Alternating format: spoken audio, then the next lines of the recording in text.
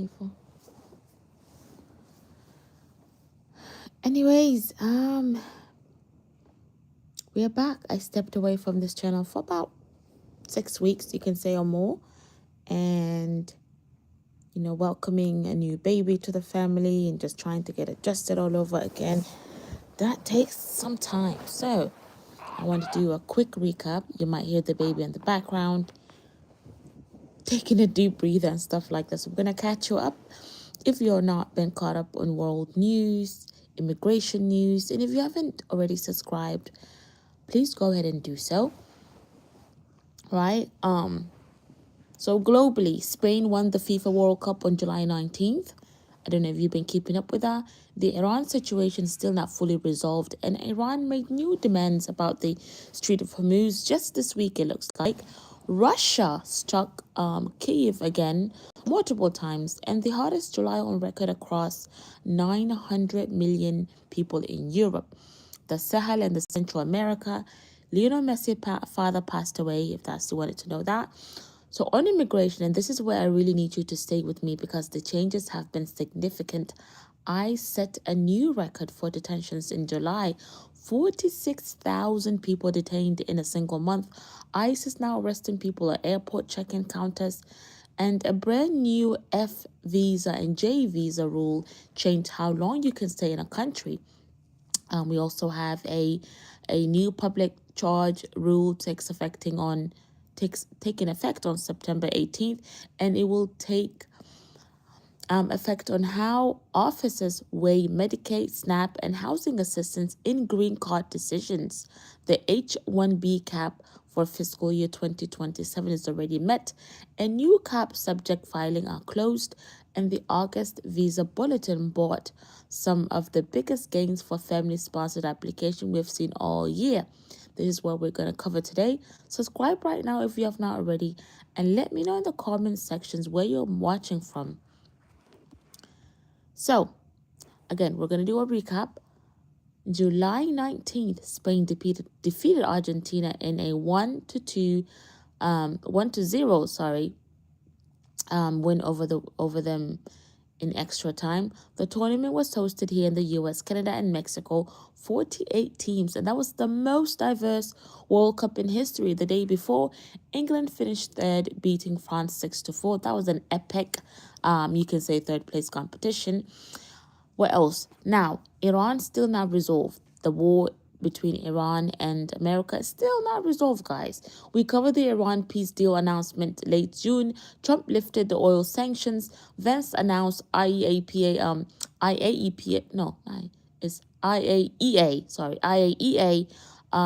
inspectors would return to Iran. Iran denied it within 24 hours. As of this week, right? Iran has made new demands about the restart of the negotiations and reopening of the Strait of Hormuz. This has been, it feels like kids playing in a playground, honestly. It's just back and forth.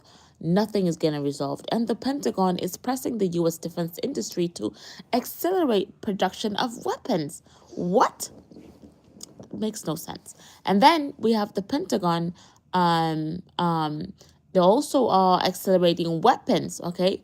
Weapons production during the peace negotiations. That tells you everything you need to know about how settled the situation actually is. The street is not fully open, but then it's open. It makes no sense. Now, the nuclear question is unresolved, and both sides are keeping the options on the table, right? The record heat, as I mentioned, 900 million people last month saw the highest average temperature ever recorded, and alarming soil humidity figures across the Western Europe. Regions home to 900 million people underwent the hottest record in the month of July, including Central America, France, Sahel, Spain. Yes, really, the highest one. So the climate crisis is not a future problem. It is something that we're dealing with right now, okay? And then Russia continues to strike Kyiv. Russian missiles and drone strikes killed at least 15 people and wounded 42 across Kiev and surrounding regions, one of the multiple strikes since we last reported this war between Ukraine and Russia. This war continues, Russia continues, and the world's attention stretched across Iran, Venezuela, immigration battles in the US continues to drift. We said it before and we'll say it again.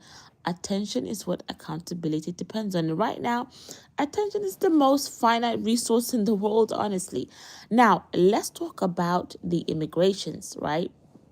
Because this is where the most significant changes have happened over the last 6 weeks and plus. And I want to go through every single one of them in plain language because some of these affect you or someone you love directly, and the deadlines are coming fast. As I said, July was the record highest detainees that ICE has done. Move. 46,000 in the month of July taken into custody, facing deportations because of alleged immigration violation. That was the record high since this crackdown has begun with the Trump administration. And then that's basically more than 1,400 people per day, every single day of the month of July. And this is not just committees, right? Not just workplaces, it's airports, immigration check-in offices, meaning people who showed up voluntarily for their scheduled check-in were detained on the spot. Now, according to reports from the New York Times, ICE has begun detaining foreign nationals with expired immigration statuses at airport check-in counters and arrival gates, broadening the enforcement that had previously focused on individuals with final orders of removal. This is a significant expansion because previously, if you were traveling domestically, had expired visa or overstayed status, airport enforcement were not, typically focus on you unless you had a final removal order. That has changed now, which means practically if you have expired visa and overstayed status or any unresolved immigration issues, do not travel by air domestically without speaking to an immigration attorney first, even a domestic flight. This is not fear mongering. This is what the data from July shows is happening. Now we have the F visa and then the J visa duration of status. And there's a major rule change that happened on the 16th of July, right? DHS released its long anticipated final rule changing the admission period in the F, J, and the I classification from duration of status to admission to a fixed time period tied to non-immigrants program. And what that essentially means is that with the significant changes that under the old system, the F students and then the J1 students, exchange visitors, were admitted to what was called duration of status. That meant as long as you're maintaining our program, enrolled in school, working in your program sponsor, you were legally in the U.S. with no fixed end date on your I-94 record. Now, under the new rule, you will now receive a fixed admission period on your I-94 that corresponds to a specific program end date, right?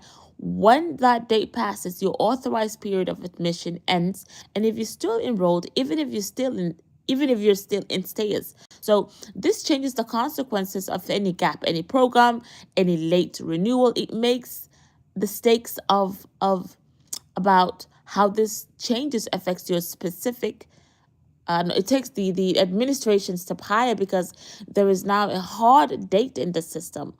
If you're done with this program, you practically have to leave, you can say. If you're on the F1 or J1 visa, talk to your DSO, your responsible officer, or immigration attorney of how this change affects your specific situation. This rule is in effect right now. And then we have, if I remember, ICE eliminating the 60-day grace period that has been proposed.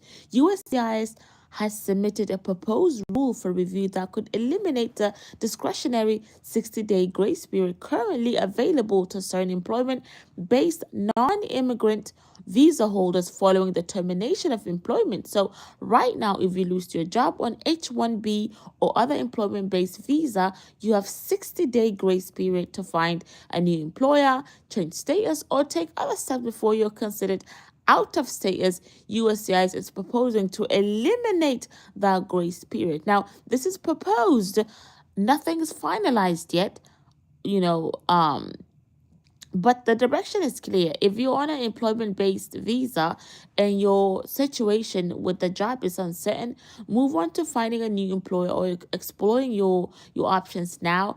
Please do not wait the last minute. Okay, don't wait the last minute. You might regret it. And then we have a public charge rule, September 18th. And this is urgent. DHS new public charge rule takes effect September 18th, 2026. It broadens officers' discretion by considering we've spoken about this a couple times. Adel, please do. What? One second. We have spoken about this, um, the public assistance benefits taken into huge consideration when it comes to your immigration statuses, right? USCIS is releasing an update form I-485 older edition e-filed or postmarked on or after September 18th will be rejected. So applications filed before that date remain governed by the current public charge framework, even if decided later. So let me make this concrete for you. If you have a green card application pending, specifically I-485, and you have used Medicaid, SNAP, or housing assistance, this new rule gives immigration officers broader discretion to weigh that against your application. If you're planning to file the I-485, file it before September 18th under the current framework, if at all possible, guys. After that date, the new form is required and the new rules basically apply. The H1 cap met. The H1B cap has been met before the fiscal year of 2027. USCIS has confirmed that it's received enough petitions to meet both the regular H1B cap and the advanced degree exception for fiscal year 2027, closing the door on a new cap subject filing. If you're hoping to file the H1 B cap subject petition for fiscal year 2027, the window is closed. USCIS is not accepting new petitions. If your employer filed petition that was selected in the lottery, processing continues. If you were not selected, the next opportunity is going to be 2028 lottery, which opens in March 2027. And separately, the Federal Appeals Court for the First Circuit denied the government motion to stay a district court under vacating the 100,000 H1B payment requirement. That means the 100K fee requirement that was challenged in court remains vacated. You don't pay it while litigation continues.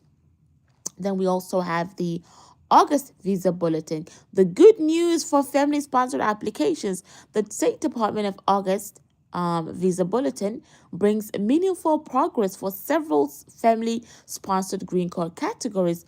F1 advanced 5.5 months basically, and then the F2B moved ahead 7 months. F3 advanced 3 months, and F4 is progressing to 3 months and a half for most countries.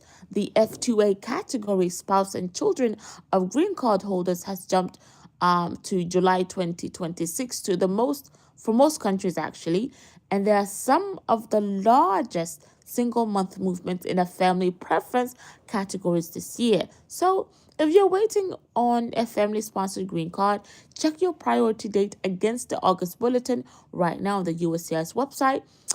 Free tools at Citizens. You can also check this at citizenspath.com to check your estimated wait time. And the employment-based movement was more modest. You could say the EB1 China advanced 1 month. EB3 moved forward 1 month in most countries, and EB2 India and EB5 India remain unavailable. Now, I want to open it to you. Drop your questions in the chat. I can see some of you are here, some of them are gone. I'm going to be here for the next maybe 3 minutes before the baby wakes up. And I'm getting a cold for some reason already. So, but before I close, right, the world is harder than it was, I would say, 6 weeks ago. things are moving along. Communities are, being divided. A lot of sad things are happening. I pray peace for every place. And the channel exists because information is protection. Because knowing the USCIS published last week, knowing what ICE is doing at airports, knowing what September 18 means for your green card application, the knowledge is the difference between being caught off guard and being prepared. Okay, we're here. I'm going to try to come on live actually every Monday, every Wednesday, and every Friday as much as I can, starting next week. So the world does not wait and does not wait. Subscribe if you did not already. Share this live session with anyone in your community who needs these immigration updates, especially anyone with a pending green card application, the I-485, anyone on a F or J visa, anyone who travels domestically with an unresolved immigration status. Drop a comment, tell me where you're here or where you're tuning in from. And remember, September 18th, public charge deadline is about 5 weeks away. Talk to an immigration attorney, check your case, file before the new rule takes effect if you can. We're going to be back next week. Be sure to subscribe, share. We're going to end the live.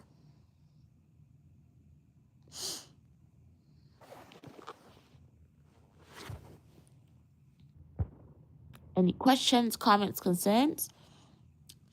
Let me see if I can. I think I might just do my live sessions during the morning so the baby is asleep. I'm at Central Time Zone, so it's like 6:50 right now. Before he wakes up, I'm going to take my brisk nap and go to sleep. Be sure to leave your comments when the video is done loading. Uploading, not loading.